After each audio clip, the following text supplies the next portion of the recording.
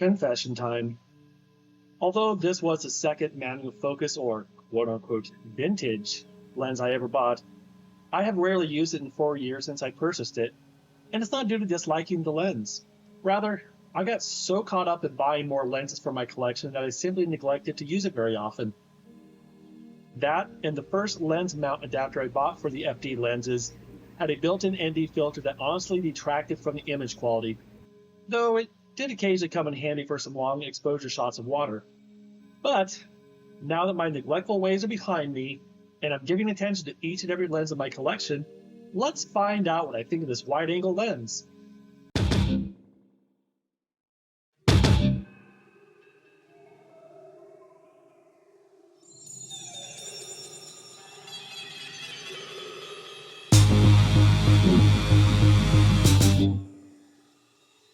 I believe this lens was introduced in the early 70s and may have been considered one of the better wide-angle lenses on the market at the time.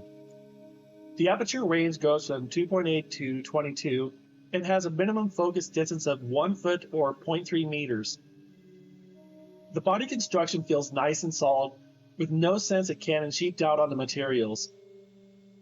The lens is quite light, so if you're looking for a lens to take on a hike, this one will not weigh you down much.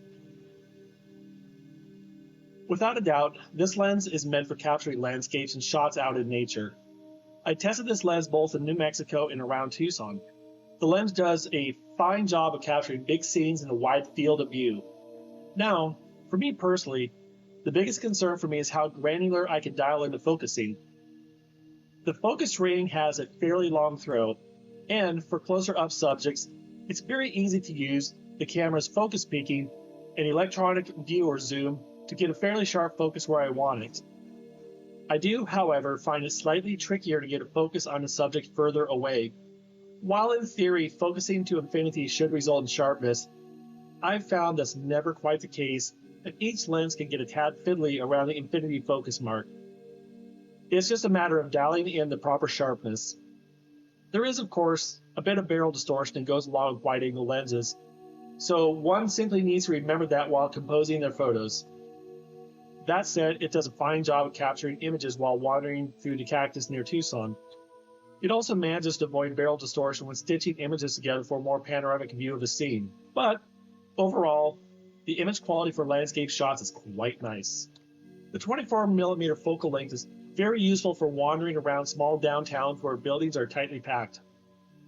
This lens is quite solid to capture urban settings as well.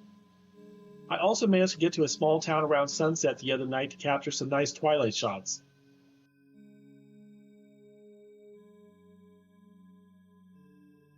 At the wide open 2.8 aperture, it does get some decent bokeh softness, but it might not be the best bokeh beast like other lenses.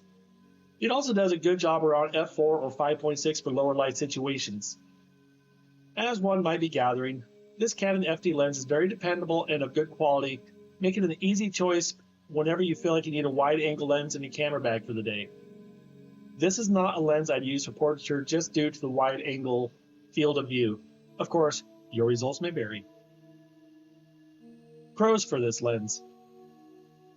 It's a Canon lens and they're known for their good quality lenses throughout the decades. Great body construction and general feel in the hands. And generally easy to get reasonably sharp shots. Cons.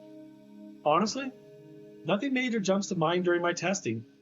This is one of those manual/vintage lenses that's quite easy to recommend, especially for newcomers to adapting vintage lenses to modern cameras.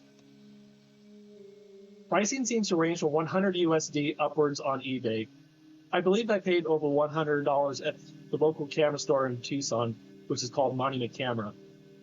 Compared to some of the other budget lenses I found at pawn shops and secondhand stores, this is a tad costlier, but it has consistently been decent when I remember to actually bring it along with me.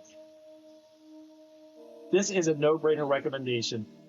Testing it over the last few days reminded me it's a solid lens that more than delivers high-quality images that I'm happy with. As mentioned before, if you're new to adapting vintage lenses, this is highly recommended starting place alongside the Canon FD 50mm lens, which I will be reviewing soon.